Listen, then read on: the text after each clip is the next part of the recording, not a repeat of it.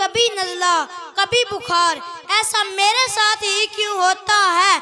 सदरे अली वकार तेज हवा में मेरी चादर की बजाय मेरी बॉडी उड़ी उड़ी जाती है। मेरी दादी अम्मा बताती हैं, जब तुम पैदा हुए तो तुम्हें अंगूठे पर उठाया गया, दूरबीन से देखा गया, माचिस की तीली से उल्टा पुल्टा किया गया। इसलिए तो टाँ टाँ करता मेरे दिल का तोता है, ऐसा मेरे साथ ही क्यों होता है। मेरे दादा हजूर रियाजी के प्रोफेसर थे।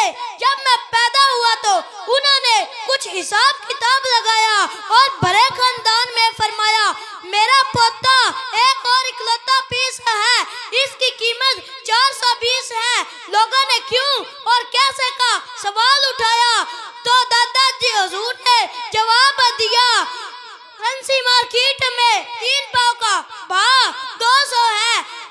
अंग्रेजी में पास हुआ, रियाजी में रह गया। दादाजी बताते हैं, मेरा पोता दांत का लोटा है, ऐसा मेरे साथ ही क्यों होता है।